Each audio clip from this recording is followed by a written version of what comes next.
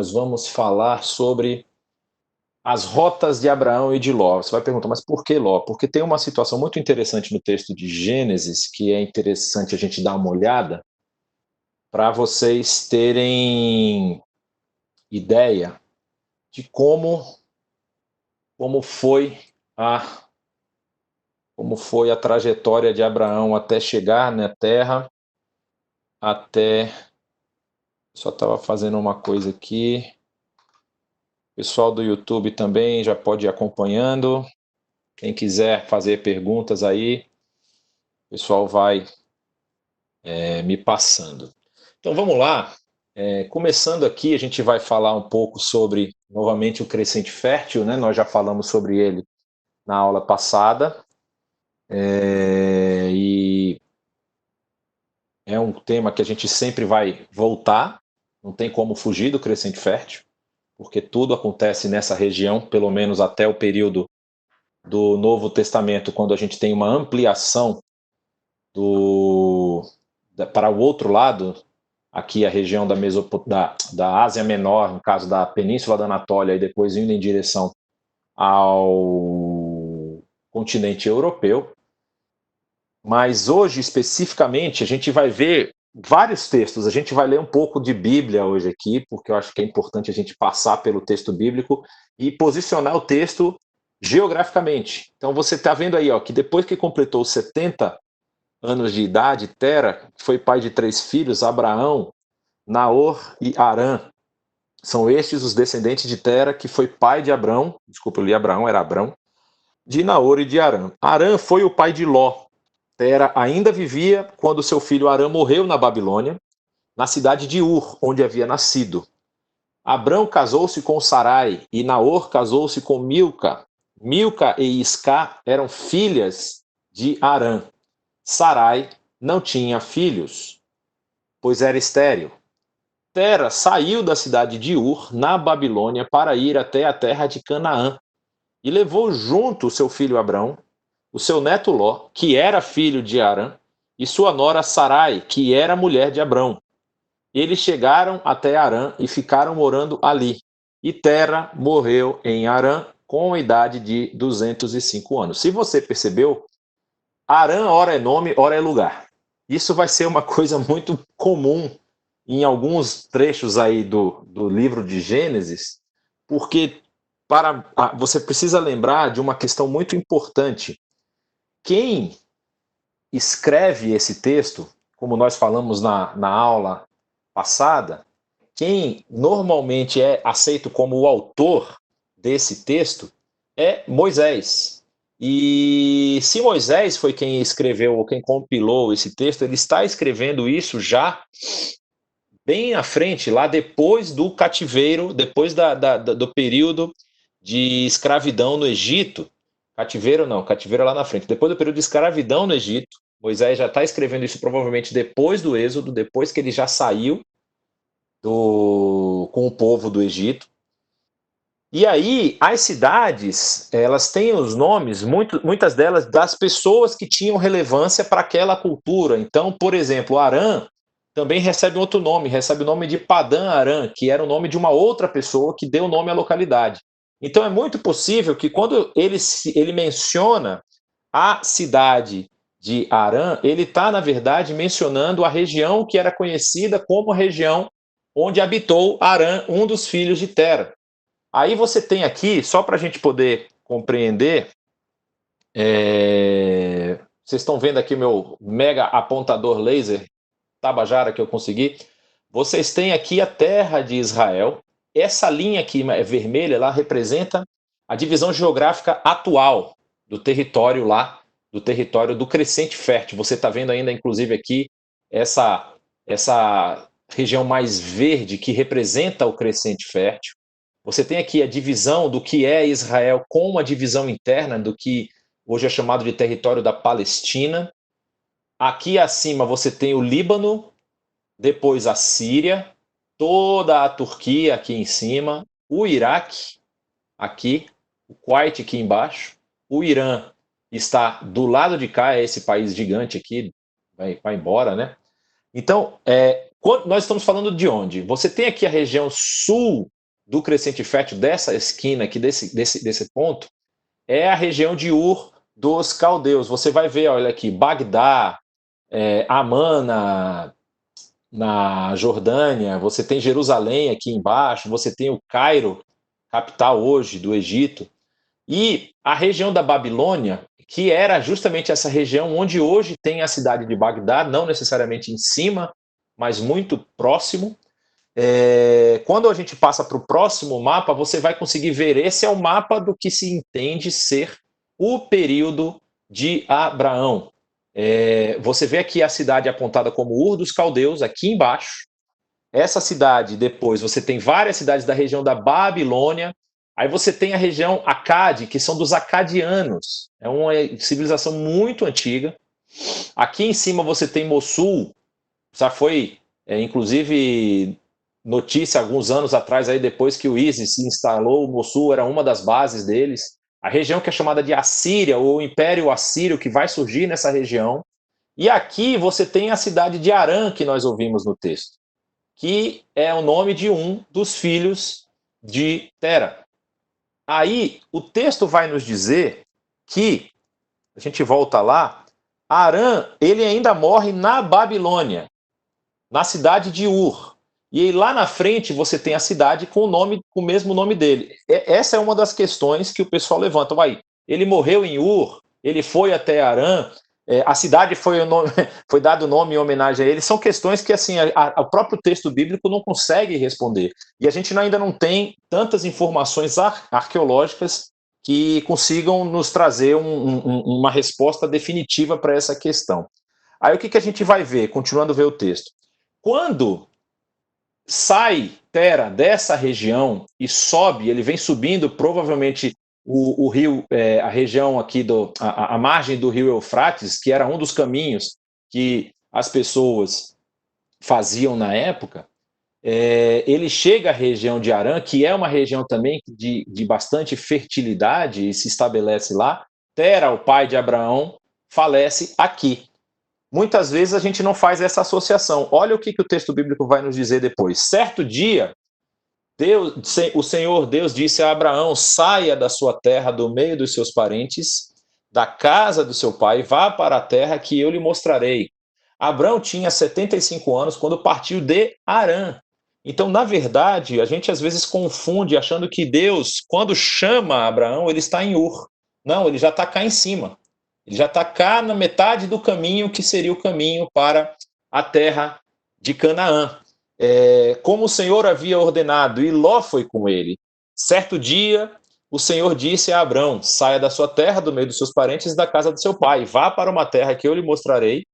Abraão levou a sua mulher Sarai e o seu sobrinho Ló, filho do seu irmão, e todas as suas riquezas e escravos que havia conseguido em Harã. Quando chegaram a Canaã, atravessou o país até que chegou a Siquém, um lugar santo, onde ficava a árvore sagrada de Moré.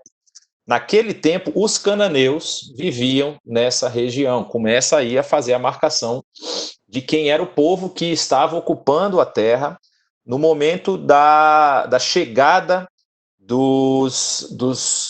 de Abraão, no caso, e de Abrão. Mas mais importante, está querendo marcar aqui, para o povo que está ouvindo esse texto, quem era o povo que estava lá e por que eles deveriam obedecer aquele comando, aquela ordem do Senhor, quando diz que quando vocês entrarem na terra, vocês precisam eliminar o povo que habita essa terra, porque esse é um povo que abandonou os caminhos do Senhor, é um povo que faz coisas repugnantes, então vocês precisam eliminar esse povo. E aqui no texto bíblico ele já vai mostrando quem são esses cananeus que habitam nessa região. E aí o texto continua dizendo: ali o Senhor apareceu a Abrão e disse: eu vou dar esta terra aos seus descendentes. Naquele lugar, Abrão construiu um altar a Deus, o Senhor, pois ali o Senhor havia aparecido a ele. Depois disso, Abrão foi para a região montanhosa, que fica a leste da cidade de Betel, e ali armou seu acampamento. Betel ficava a oeste do acampamento, e a cidade de Ai ficava a leste. Também nesse lugar, Abrão construiu um altar e adorou o Senhor. Dali ele foi andando de um lugar para o outro, sempre na direção sul da terra de Canaã.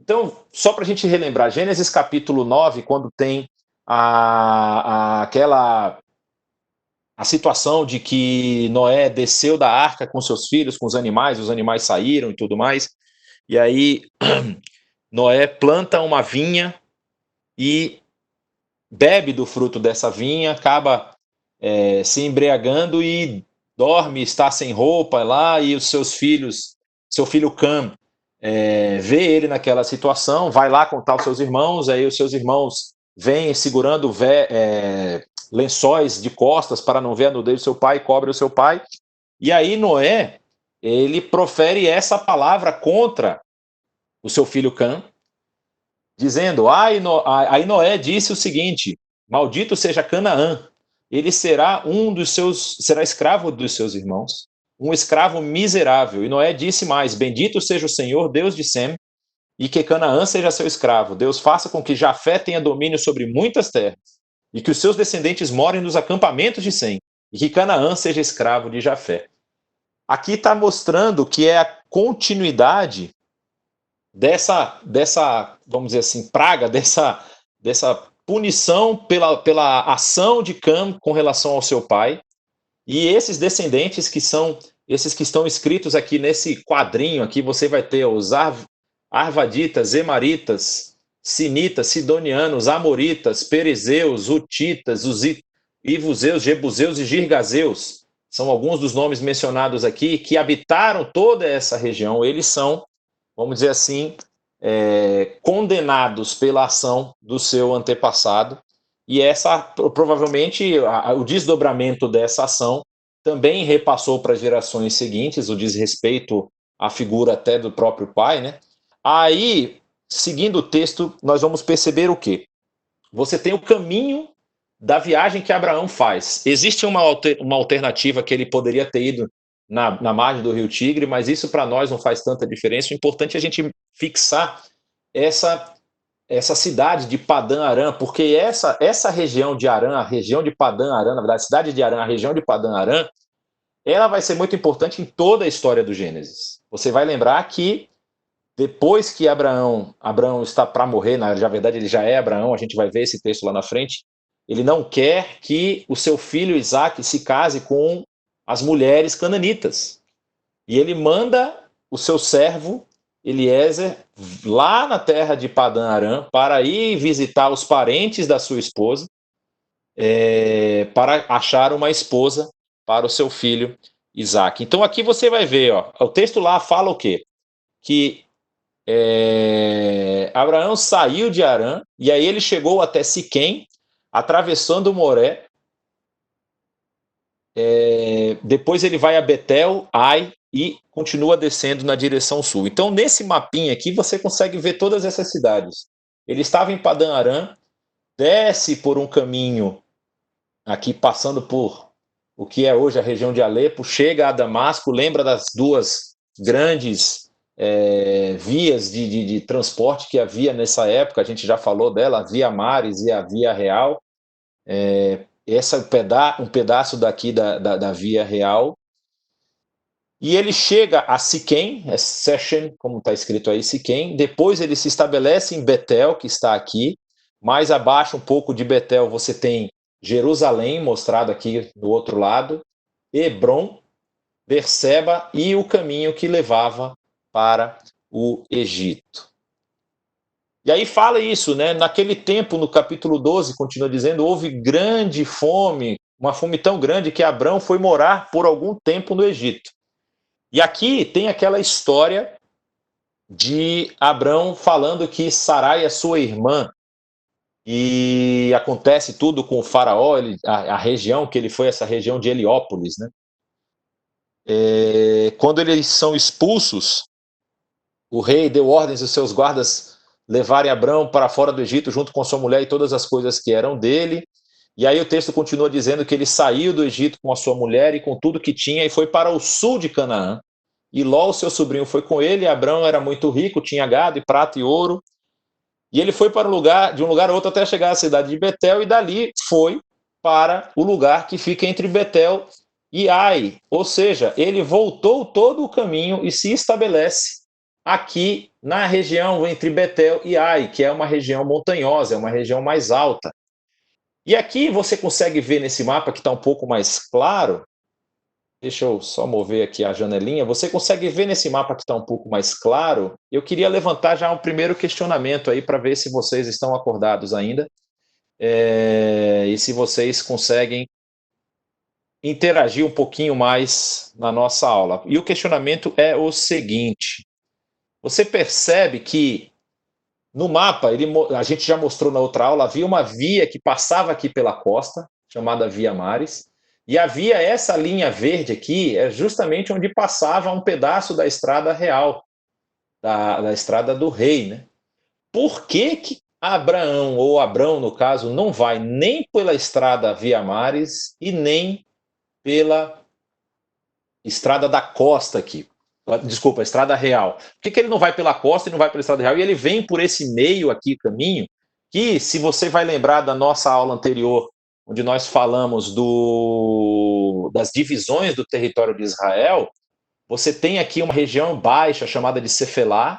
Depois você tem a cadeia montanhosa, que é a cadeia que vai desde a região do Negev, aqui, que é a parte do deserto baixa, sobe, passa pela Judéia, Samaria, chegando até a Galileia, e indo morrer lá no Monte Hermon, lá em cima, na divisão com a Síria. Por que Abraão ele segue por esse caminho e não pelos caminhos mais comuns?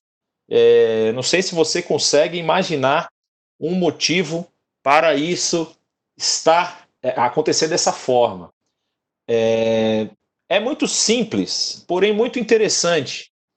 Essas regiões elas estavam já ocupadas por povos muito mais fortes do que Abraão naquele momento. Se você lembrar, nessa região aqui já havia ocupação dos filisteus.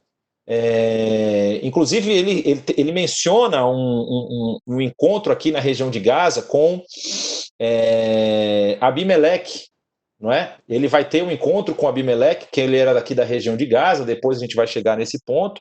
E do lado de cá, você também já via outros povos cananitas que eram muito fortes.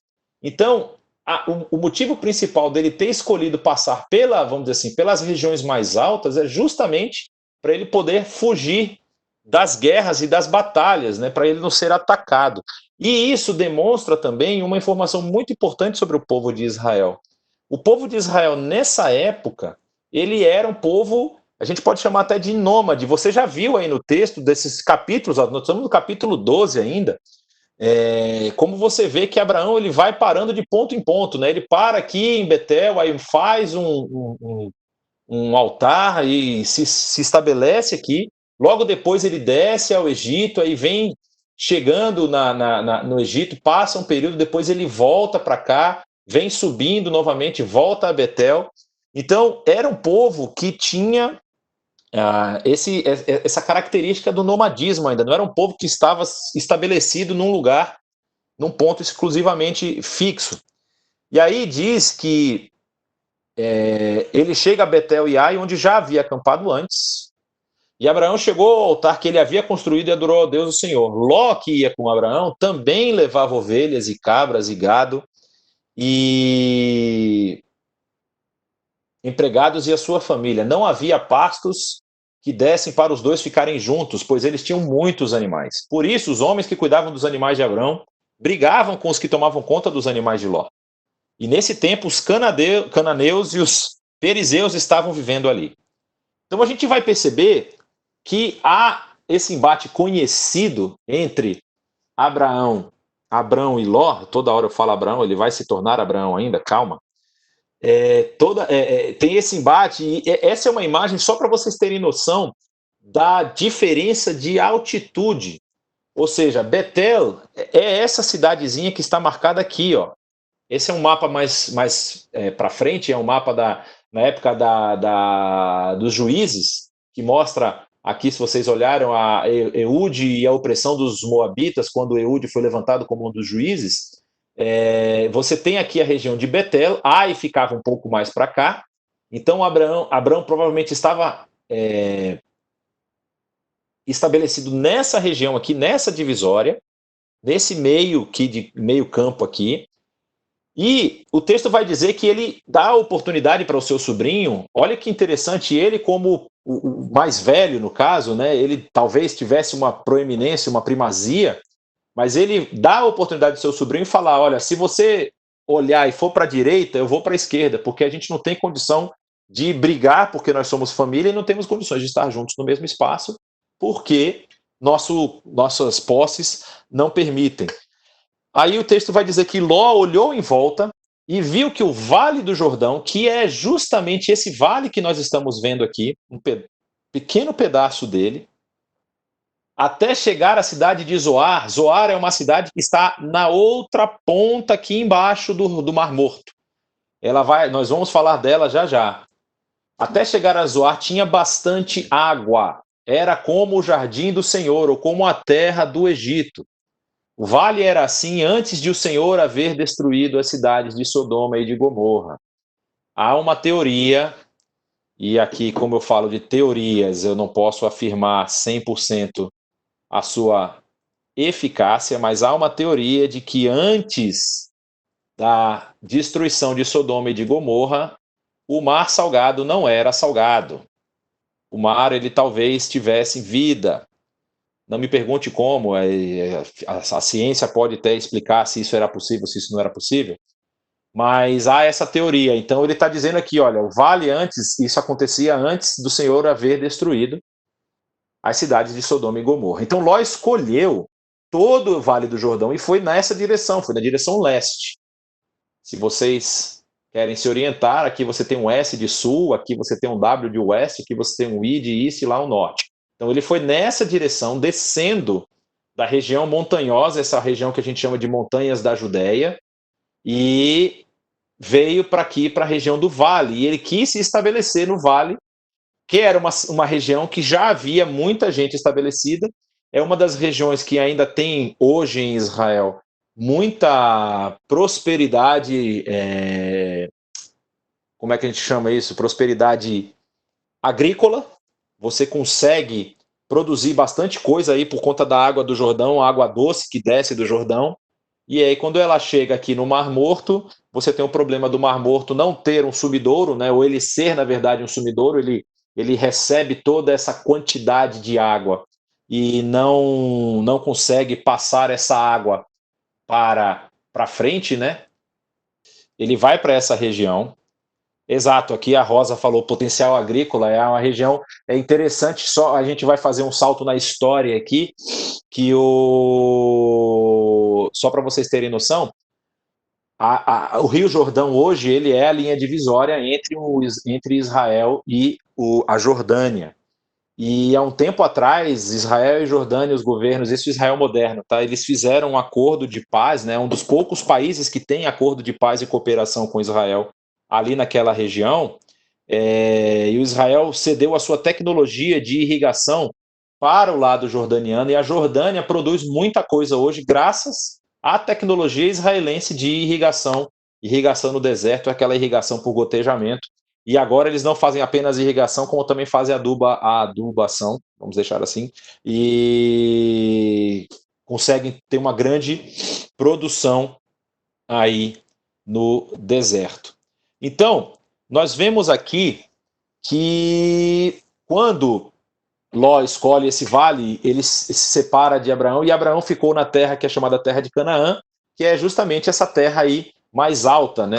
E Ló foi morar nas cidades do vale, foi acampando até chegar a Sodoma, onde vivia uma gente má que cometia pecados horríveis contra o Senhor. Essa imagem, essa foto, foi tirada da fronteira entre o que é hoje Israel e a região da Palestina. Se vocês puderem ver aqui no mapa, nessa foto, isso é um muro que separa a cidade de Jerusalém da cidade, no caso aqui da região, que é a região da Palestina. Essa cidade aqui, que está colada em Jerusalém, já está do lado palestino. E essa estrada é a estrada que desce o vale de Jerusalém, descendo até chegar em Jericó. Só para vocês terem uma noção do que era a região por onde Abraão estava caminhando. Então é essa região montanhosa aí. ele tinha que passar pelos vales, pelos montes, ele tinha que caminhar com todo o seu povo, todo o seu rebanho. E aí você pergunta, nossa, é muito difícil isso. Concordo, é muito difícil, mas isso tem povos, povos nômades, principalmente beduínos, que fazem isso até hoje, que habitam nessas regiões. Aqui na descida para o Vale de Jericó tem muitas famílias beduínas e não são famílias necessariamente pobres. Não, tem gente que tem muito dinheiro no meio desses beduínos aí. Eu não vou dizer quanto, porque eu também não sei, mas assim, não necessariamente isso é um sinal de pobreza. É o estilo de vida. Eles vivem dessa forma. E aí a gente continua falando no próprio capítulo 13 de Gênesis, quando o Senhor de novo aparece a Abrão, depois que Ló foi embora, diz: de onde você está? Olhe bem para o norte, para o sul, para o leste e para o oeste. Eu vou dar a você e aos seus descendentes, vou dar tudo que você vê, toda a terra que você está vendo. Agora vá e ande por essa terra, de norte a sul e de leste a oeste, pois eu a darei a você. Assim Abrão desarmou seu acampamento e foi morar perto das árvores sagradas de Manre, na cidade de Hebrom, e ali Abrão construiu um altar para Deus, o Senhor. Então você percebe essa vida de nomadismo dele continuando. Ele estava na região aqui de Betel e Ai, entre as duas. Aqui você vai ver o mapa, a cidade de Zoar, que é mencionada ali na história de Ló, é essa cidade aqui na ponta baixa do Mar Morto. Ló desce aqui, vem provavelmente acampando pela outra orla, na orla, vamos dizer assim, jordaniana do Mar Morto, chegando até essa região de Zoar. E Abrão desce de Betel e vem para essa região aqui de Mamre. E Hebrom, ele fica nessa região, se estabelece nessa região, nesse momento da sua história. E aí, continuando, a gente vai ter uma história muito interessante, que é a história a guerra dos 4 reis contra 5. Nesse tempo, Anrafel, rei de Sinar, Arioque, rei de Elazar, Kedorlaomer, rei de Elão, e Tidal, rei de Goim, esses 4 fizeram guerra contra os seguintes reis: Bera de Sodoma, Birsa de Gomorra, Sinabe de Admar, Semeber de Zeboim, e contra o rei de Bela, cidade que também se chamava Zoar. Esses 5 reis se juntaram seus exércitos no vale de Sidim, onde fica o Mar Morto. Esses 5 reis juntaram seus exércitos, o rei Kedorlaomer os havia dominado por 12 anos, mas no 13º ano eles se revoltaram contra ele.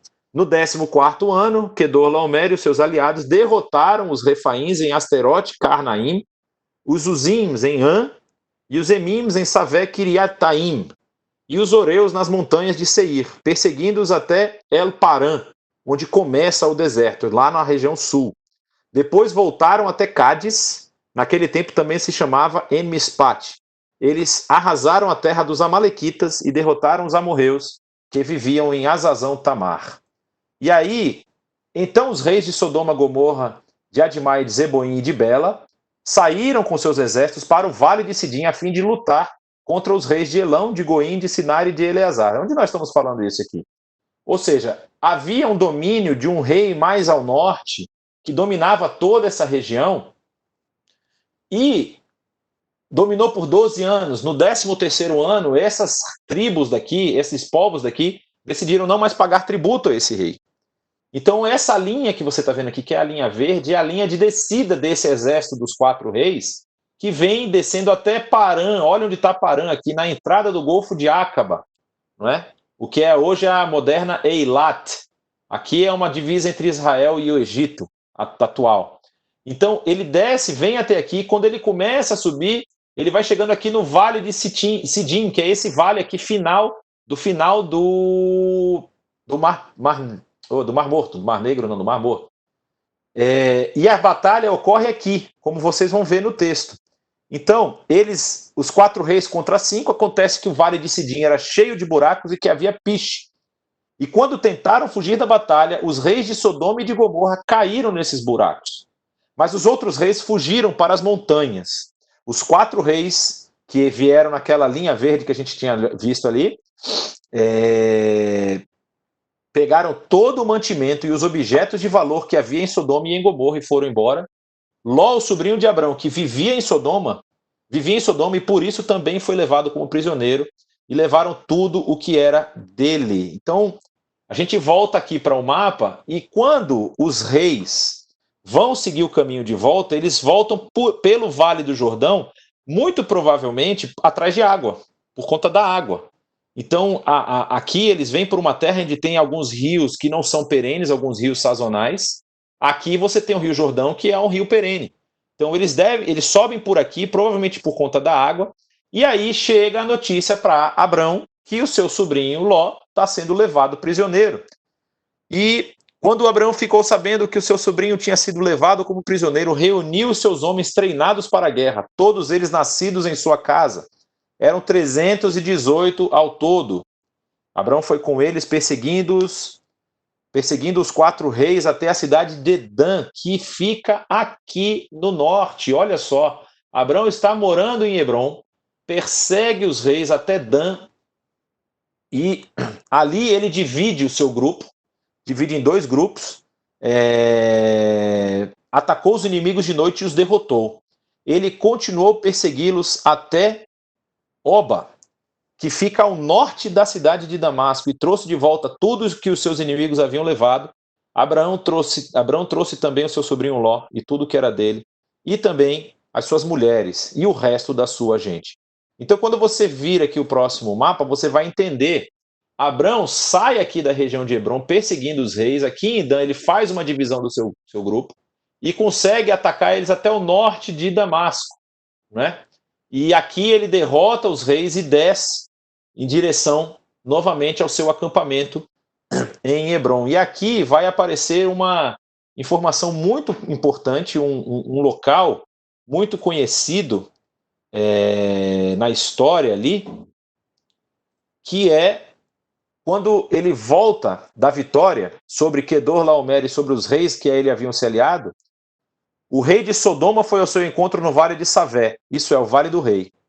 Então, Melquisedeque, rei de Salém, é a primeira vez aqui que a gente vai ouvir falar dessa cidadezinha chamada Salém, que é a região depois chamada de Jerusalém. Esse que era o sacerdote do Deus Altíssimo trouxe pão e vinho. E ali o texto vai continuar dizendo que Abrão dá o dízimo dessa sua vitória para o rei de Salém, para esse, vamos dizer, sacerdote do Deus Altíssimo. Continuando, no capítulo 15, você vai perceber que Deus continua confirmando para Abrão que a terra vai ser dele, né? E ele fala: Senhor, como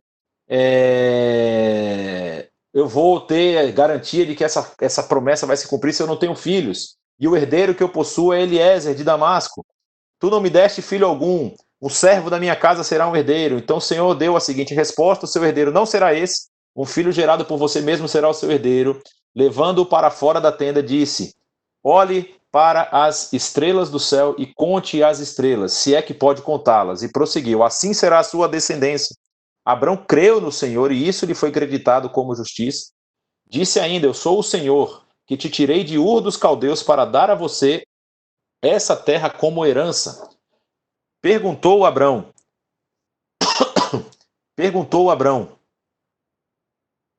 ó soberano Senhor, como posso saber que tomarei a posse dela? Respondeu o Senhor: traga-me uma novilha, uma cabra e um carneiro, todos com 3 anos de vida, e também uma rolinha e um pombinho. E aqui tem uma das histórias, talvez as histórias mais bonitas que existem aqui nesse texto do Gênesis.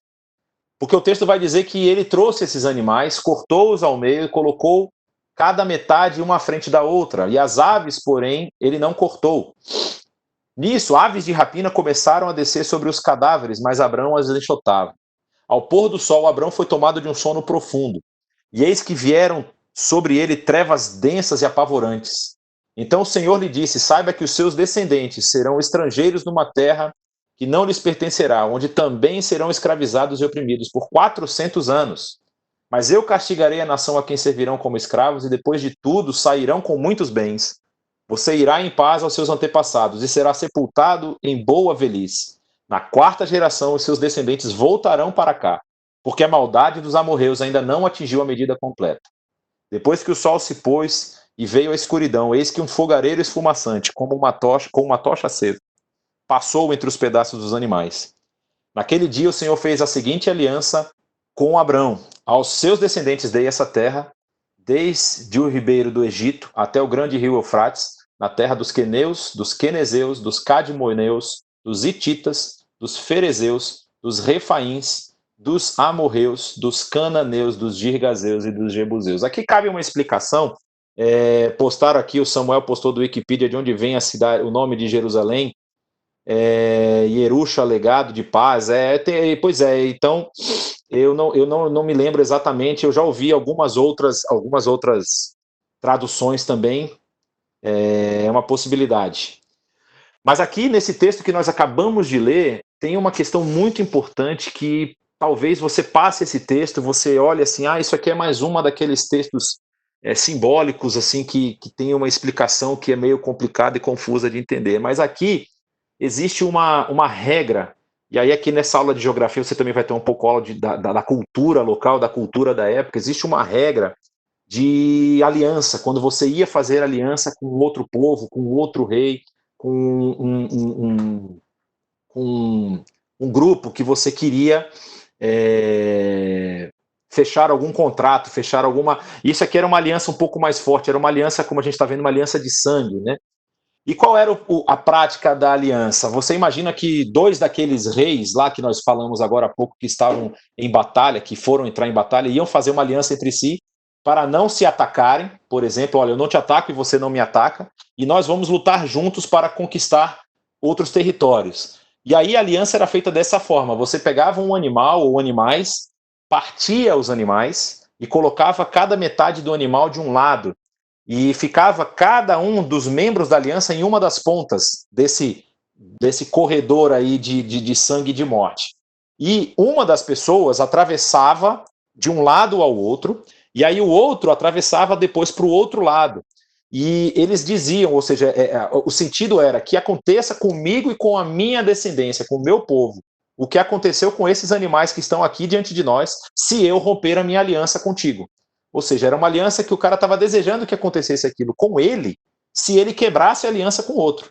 Então, os dois atravessavam o meio da aliança, ou seja, desse cortejo aí, desse corredor de sangue.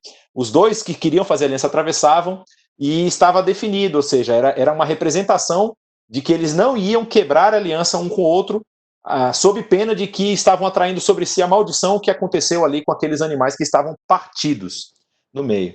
Só que no texto bíblico, se você não percebeu, e aqui tem muita coisa, inclusive o Saião tem uma mensagem sobre esse texto espetacular, né, como essa relação das trevas aí com essa visão de Abraão e toda essa situação que está ocorrendo, mas o texto ele mostra para a gente que apenas o fogareiro esfumaçante passa no meio da aliança, ou no meio do corredor. E é como se estivesse dizendo para a gente, olha, quem confirmou a aliança foi Deus. Abraão não precisou confirmar a parte dele. Essa é uma aliança que Deus está fazendo com Abraão e com a sua descendência. E é o que a gente chama de aliança unilateral, ou seja, uma aliança onde Deus garante os termos que ele está estabelecendo. E ele não depende de uma contraparte, de uma contrapartida do povo com quem ele está fazendo aliança para cumprir aquilo que ele prometeu.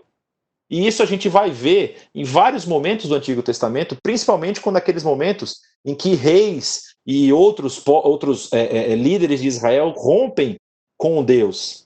E aí Deus ele se lembra da aliança que ele fez com Abraão, para ele não eliminar o povo. Não é? Então, aqui você vê a graça e a misericórdia de Deus agindo em prol, não só de Abraão, mas de todos nós, porque é através da descendência de Abraão que vem a salvação. E Deus aqui está firmando essa aliança com Abrão, no caso, né? Ainda Abrão, não recebeu ainda o seu novo nome. E é muito interessante, porque quando você vai falar da aliança que é estabelecida no Monte Sinai, ali é uma aliança bilateral. Você percebe que Deus está falando que se o povo seguir aquelas recomendações, aqueles preceitos que estão sendo estabelecidos no Sinai, eles vão habitar a terra por longos anos. Mas se o povo não obedecer, eles vão ser eliminados daquela terra, como acontece na época do exílio babilônico. Então, aquela aliança específica do Sinai, e tem outras alianças que ocorrem, alianças bilaterais, alianças entre o povo e os preceitos e as doutrinas divinas. Essa aliança unilateral é uma aliança que Deus faz e ele confirma isso através da história. Então, quando a gente vai falar do território que Israel deveria ocupar, você tem aí parte desse território, ele fala que é desde o ribeiro do Egito até o grande rio Eufrates. Nós estamos falando desse ribeiro aqui, do rio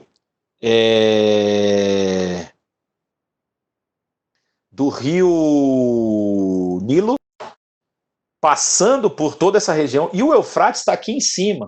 Então toda essa terra era a terra que Deus havia prometido para Abraão e os seus descendentes. E aí ele cita novamente os povos, né? A terra dos quenezeus, dos cadmoneus, dos hititas, os hititas que estão lá em cima, não é?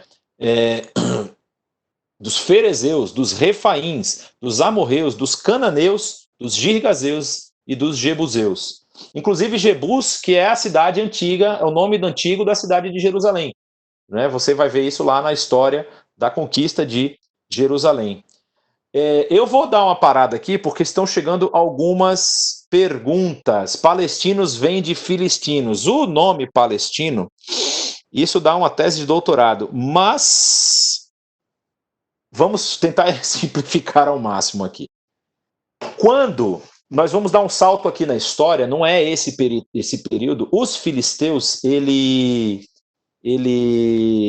se alguém puder me ajudar e achar essa pregação do Saião, que eu não me lembro o nome da pregação não, mas está no nosso canal do YouTube. Quando os filisteus eles chegam nessa região, há uma linha de pensamento de que os filisteus, na verdade, são de origem grega. Né? Eles trazem, inclusive, um dos motivos pelo qual eles têm tanto sucesso aí nas lutas e nas batalhas, até a Davi se envolver com os filisteus e, vamos dizer assim, capturar essa tecnologia que eles tinham. Os filisteus, eles provavelmente, eles falam que podem ser descendentes da civilização minoica, que habitava a ilha de Creta. É uma possibilidade. Mas aí o que acontece? Já dando um salto, você tem duas grandes revoltas judaicas depois do período do Novo Testamento. A primeira revolta, a revolta dos zelotas ou dos zelotes, que ocorre ali por volta do ano 68, 67 para 68, quando eles dominam e conquistam Jerusalém e expulsam o exército romano daquele domínio e vão tentando ampliar a expulsão, expulsando cada vez mais os romanos daquela região.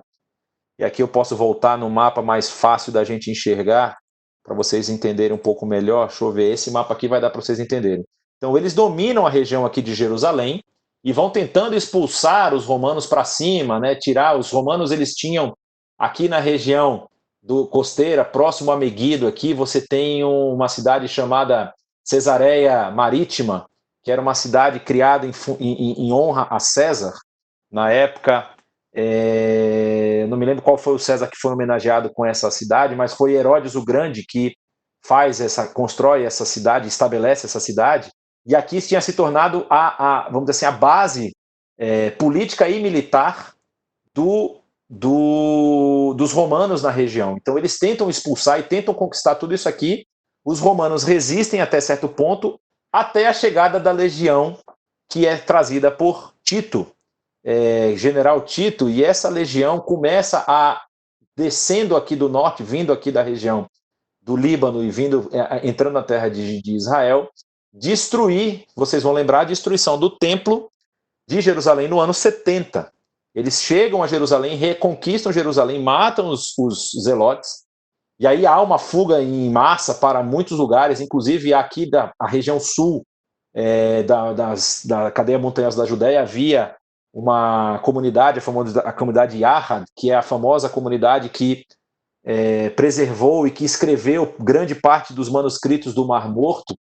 Né? Existem alguns manuscritos que talvez não tenham vindo dessa comunidade, mas eles estavam aqui nessa região. Muita gente foge de Jerusalém e vem para essa região, acaba ficando aqui por um período. E essa revolta, especificamente, ela vai acabar com a derrota dos últimos zelotes ou dos últimos judeus que conseguiram conquistar a fortaleza de Massada. Isso ocorre no ano 72. Até aí, tudo bem. É destruído o templo, a cidade de Jerusalém é reconquistada pelos romanos, continua a vida, vamos dizer assim, com essa tensão e tudo mais. Alguns anos posteriormente, provavelmente, aí 60 anos mais para frente, 50 e poucos, porque acontece em 130, a segunda revolta, perdão, 135, surge um outro, vamos dizer assim, revoltoso na região, chamado Bar Kokhba. E muita gente, por conta esse conceito de messianismo que já está em voga, né? A gente está falando daí do período de Jesus, é quase 100 anos depois que Jesus já morreu, mais de 100 anos depois que Jesus já morreu, give or take, alguns anos aí, Bar Kokhba levanta um segundo exército contra Roma, tenta novamente libertar Israel de Roma, só que aí dessa vez Roma não vem para brincadeira, né? A primeira vez Roma tentou abafar uma revolta. Na segunda, Roma vem para passar o rodo. E quando vem e passa o rodo mesmo. Acaba com as. Você tinha aqui a Galiléia, a Samaria e a Judéia, que eram 3 reinos, havia 3 líderes designados para cada um desses. Havia outras micro-regiões que tinham os líderes menores, mas assim, eram basicamente essas 3. E aí Roma vem e acaba com a Judéia. Não existe mais Judéia, não existe o reino da Judéia, porque isso remete a judeu e eles querem acabar com o judeu da história, eles querem eliminar. E eles renomeiam a cidade de Jerusalém, deixa de se chamar Jerusalém, passa a se chamar Hélia Capitolina, e a região da Judéia passa a tomar o nome de Filistina, que depois na transliteração fica escrito com PH. Então, deixa de se chamar Judéia para se chamar Filistina. Por quê? Os filisteus, na história, e tem um cara muito importante na história aí, se você quiser ler depois, é uma leitura muito interessante, do Flávio Josefo, tanto a história dos hebreus, como a história dos judeus, como a guerra dos hebreus, são 2 livros que ele é um general na primeira derrota, ele era um dos generais que estavam com um destacamento na região da Galileia, na primeira derrota para os romanos em 70, ele faz um acordo com o exército romano, ele acaba não atacando o exército romano na Galileia, porque ele sabe que ele vai perder, e ele é tratado na época como um traidor, mas hoje ele é tratado de uma forma muito positiva, porque ele protegeu toda a população da cidade que ele estava defendendo, que os romanos não matam ninguém naquela região, e aí depois ele é levado para Roma, ele acaba se tornando cidadão romano, e escreve esses 2 livros a pedido de Roma para explicar por que os judeus são do jeito que são. E quando os judeus leem a história de Flávio Josefo, descobrem que um dos maiores inimigos, um dos maiores embates que Israel teve foi contra os filisteus. Então eles, para, vamos dizer assim, humilharem mais ainda os judeus, dão o nome da terra de Filistina. Tiram o nome seu judeu e colocam Filistina nas mudanças de povos lá, deixa de se chamar Filistina para se chamar Pilestina, depois Palestina, que é o nome que nós temos hoje. Daí que surge o nome Palestina e dos palestinos, ok? Seguindo. Então, a gente falando aqui sobre essa questão da aliança, vamos um pouco mais para frente. E aí, continuando o texto, o Senhor aparece mais uma vez para Abraão, agora vejam que o nome dele já mudou, capítulo 18 de Gênesis, perto dos carvalhos de Manre, onde nós estamos falando. Manre está aqui, próximo a Hebron. Abraão estava já estabelecido nessa região, e ele estava sentado à entrada da sua tenda na hora mais quente do dia. E aí é aquela história que Deus fala que ele vai ter um filho, e aí Sara, que está dentro da tenda, ri.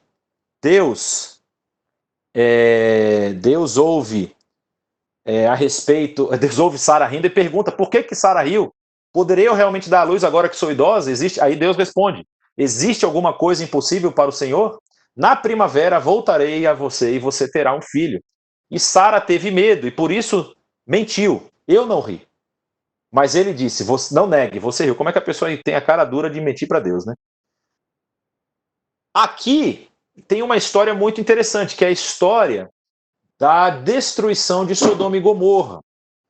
Ali naquela parte que a gente leu, a gente vê que Abraão já está estabelecido, não mais está estabelecido em Hebrom, ele está realmente fixo em Hebrom. E aqui a história vai nos contar a respeito da destruição de Sodoma e Gomorra, quando aqueles dois anjos chegaram. Lembra que Deus, quando ele aparece lá, o Senhor, quando ele aparece para Abraão, ele está com outros dois. O texto diz que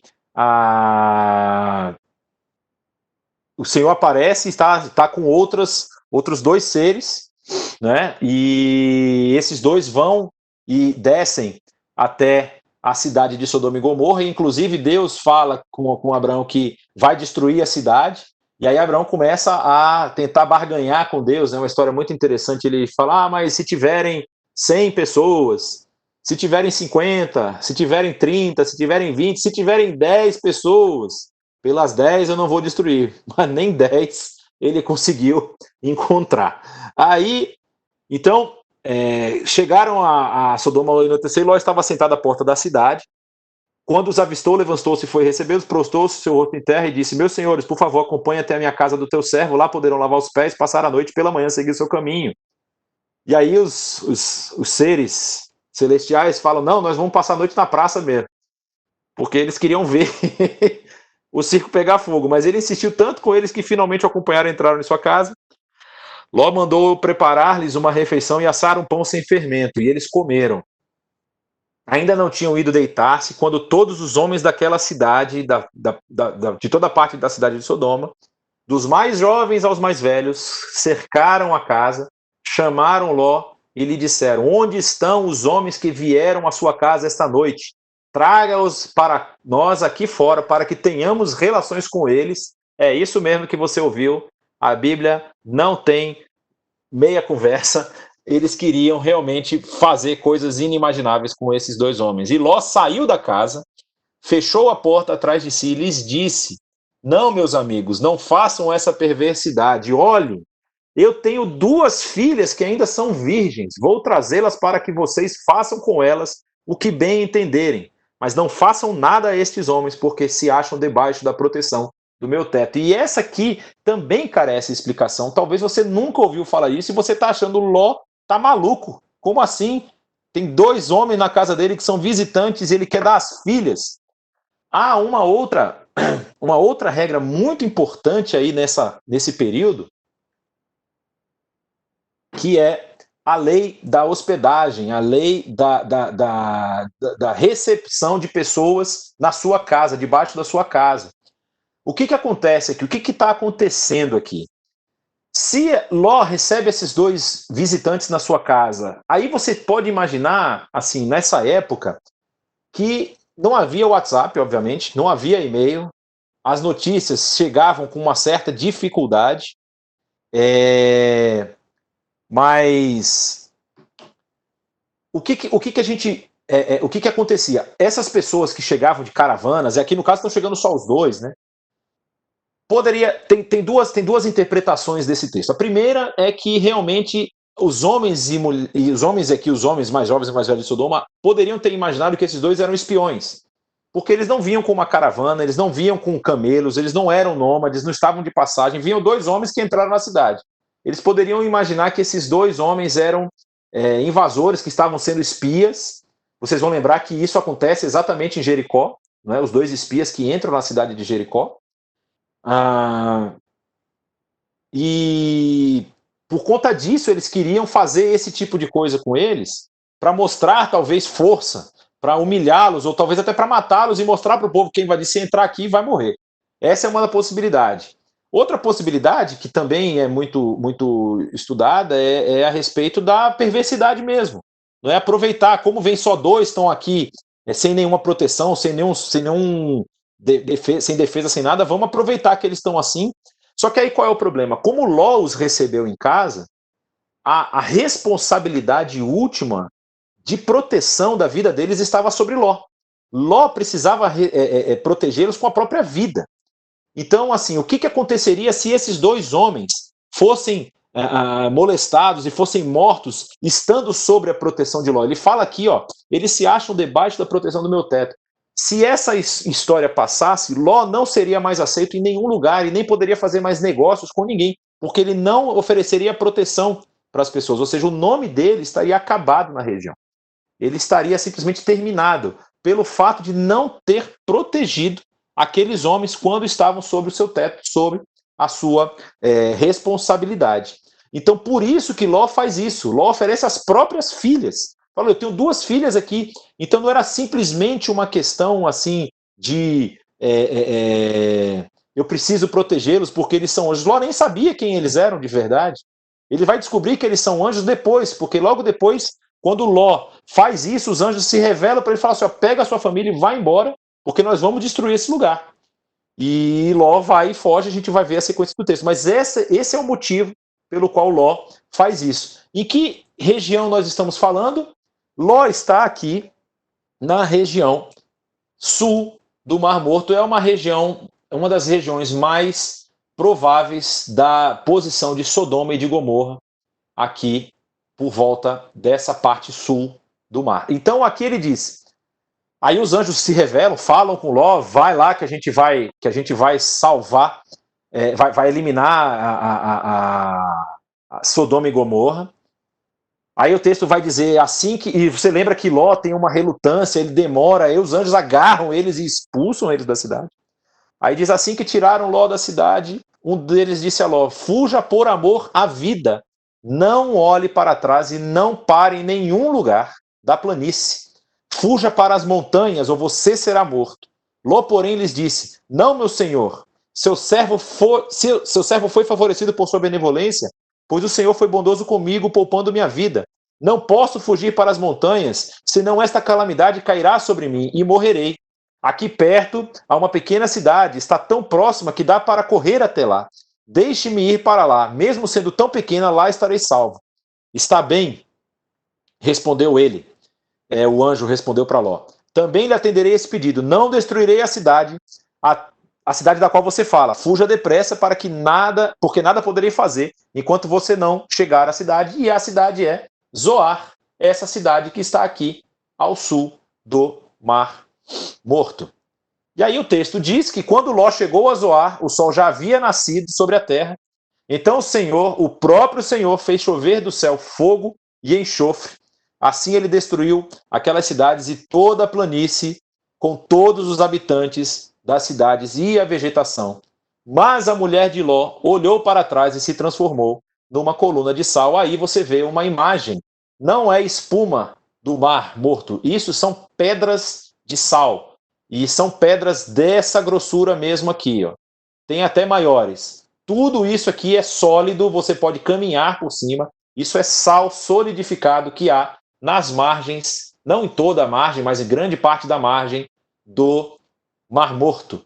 Daquele mar que você tenta mergulhar e não consegue, e se conseguir, vai parar direto no céu, falando com Deus. Aí, essa é a realidade do que aconteceu, do que o texto nos apresenta sobre Ló, e muitos estudiosos aí, talvez, a gente falou ali da escola minimalista e maximalista, muitos estudiosos falam que o mar se tornou salgado por conta justamente do fogo e do enxofre que Deus mandou dos céus para destruir a região.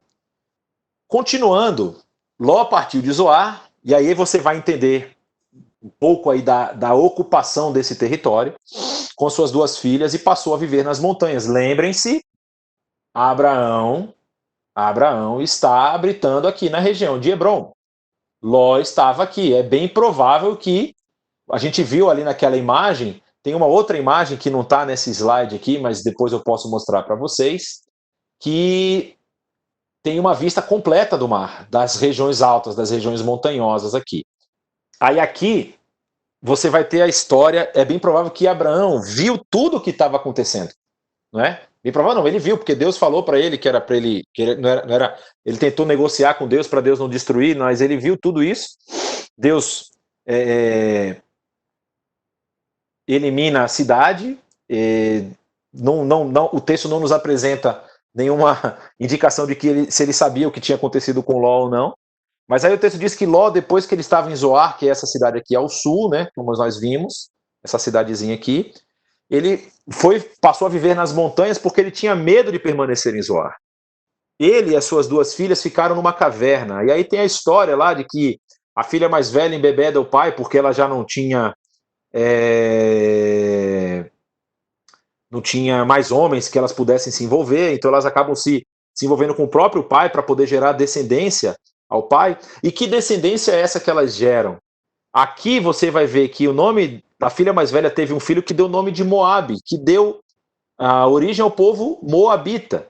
E a mais nova também teve um filho que deu o nome de Ben-Ami, que é o pai dos amonitas. Então você vê aqui a região onde os moabitas habitavam, que eles habitavam ao lado direito, a leste do Mar Morto, e os amonitas ao norte dos moabitas, parentes uns dos outros. Então você tem aqui já posições sendo ocupadas que depois vão ter muita influência, muito impacto na história do povo, quando o povo vai tentar conquistar a terra. E aqui embaixo você vê o Edom, do lado da minha imagem atrapalhando vocês aí. Aqui você está vendo Edom. Exatamente. Edom são os edomitas. E quem são os edomitas? Eles são os descendentes de um dos 2 filhos de Isaac, mais especificamente Esaú. Esses edomitas ocupam essa região aqui ao sul.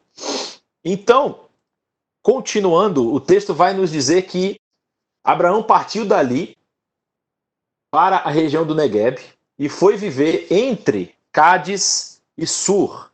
Cádiz Barneia está aqui e Sur aqui eu acho que não aparece nesse mapa. Mas ele vai viver nessa região entre os amalequitas. Depois morou um tempo em Gerar. Gerar está aqui, olha só. Gerar está bem aqui, próximo a Gaza. Deus estava com o menino aqui, Isaac, não é? E ele cresceu e viveu no deserto, tornou-se flecheiro.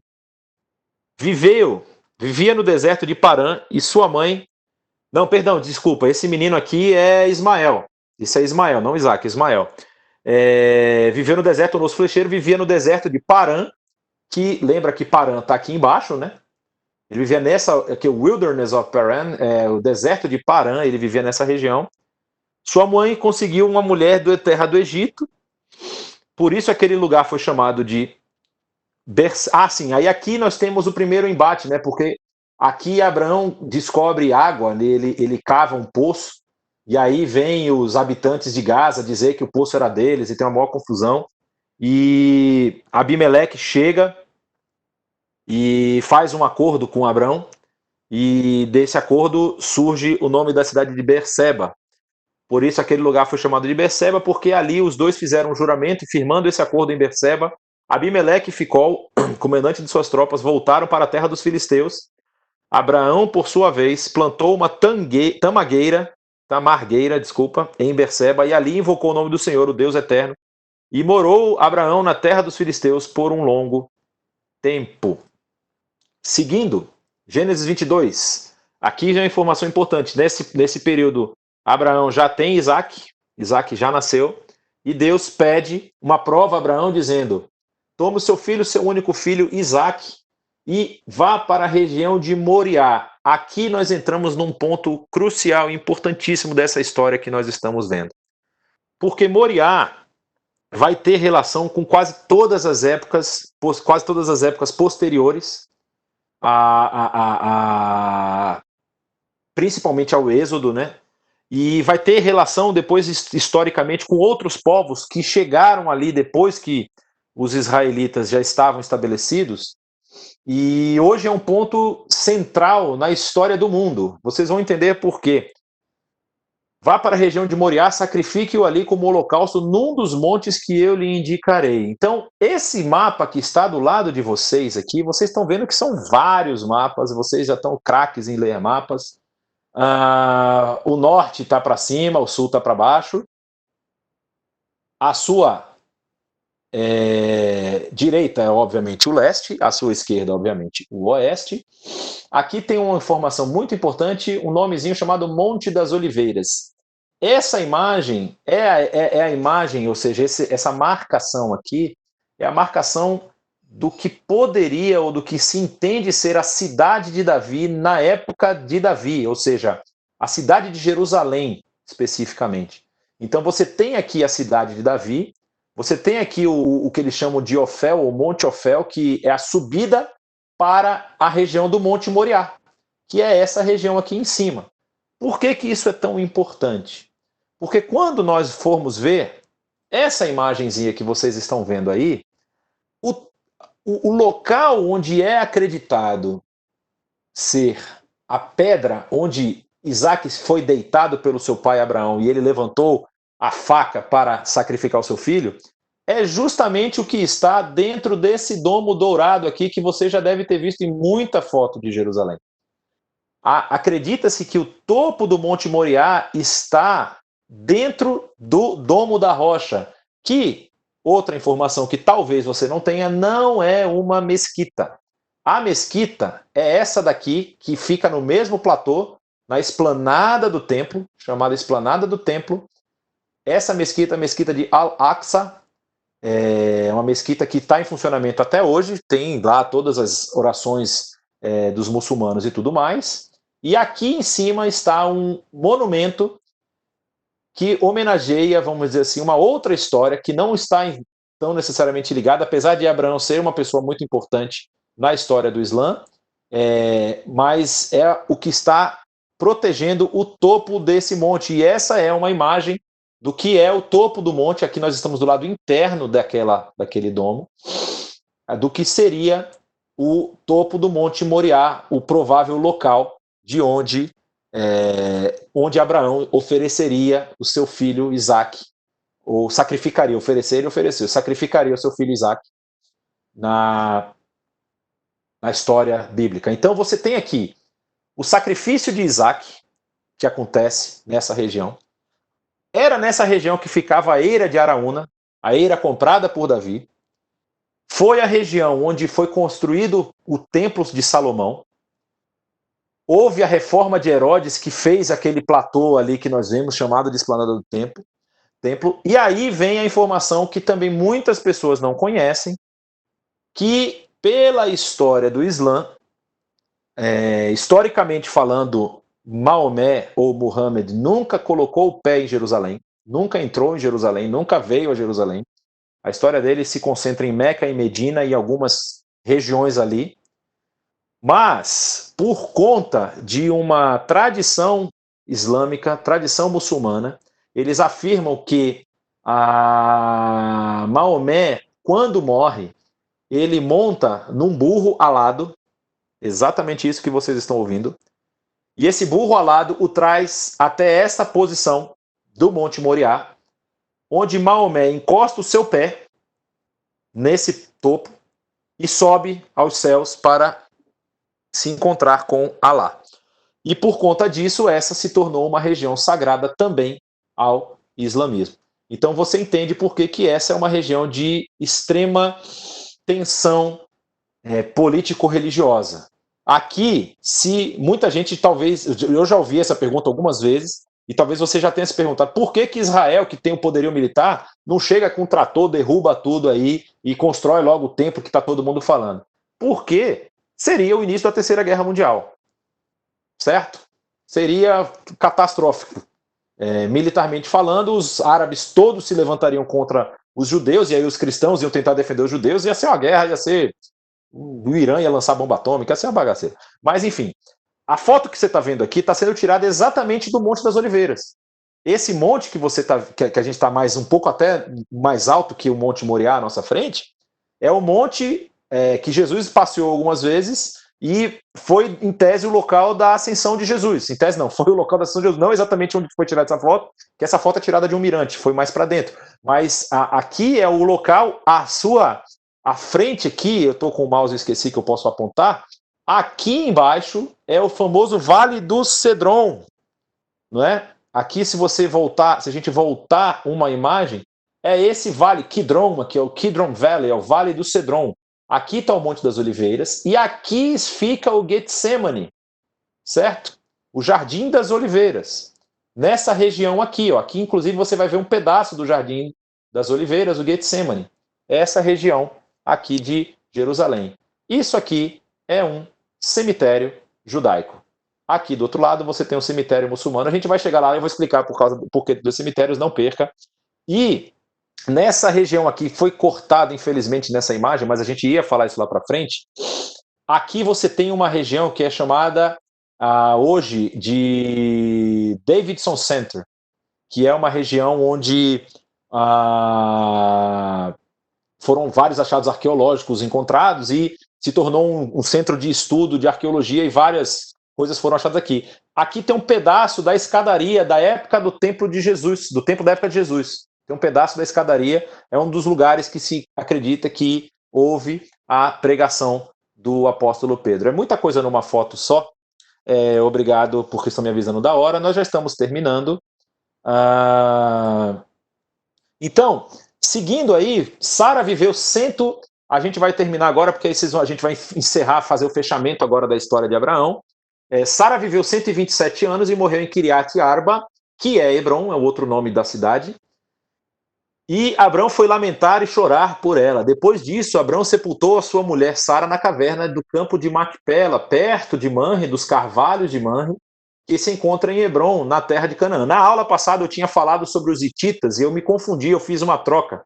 Que, na verdade, quem compra algo dos hititas é Abraão, e quem se envolve com o hitita e acaba causando a morte dele é Davi. Eu falei que Davi comprou e o Abraão tinha alguma coisa. Na verdade, o terreno aqui, a região onde esse campo de Macpela, ele é comprado de Efron, o hitita, ou o Eteu, como diz o texto. Então, havia hititas ainda habitando essa região na época que Abraão chega aí. E o caso de Davi é o caso de Urias. Urias era um Eteu. E Urias e Betseba, né? Então ele faz lá com que esquematiza a morte de Urias para ficar com a mulher dele. Vocês conhecem bem a história. Então, pessoal, aqui você tem a história que a gente falou antes, não é? Quando Abraão está próximo a morrer, ele faz com que o seu servo prometa que não vai deixar que Isaac se case com uma das mulheres cananitas e pede que ele volte para a Mesopotâmia. Aí o texto vai dizer que partiu levando 10 camelos do seu senhor, levando também do que o seu senhor tinha de melhor, partiu para a Mesopotâmia. Para onde ele vem? Ele está aqui na região de Hebron, o servo de Abraão, e ele vem para Padã Arã para buscar uma esposa para Isaac, indo em direção à cidade onde Naor tinha morado. Rebeca tinha um irmão chamado Labão.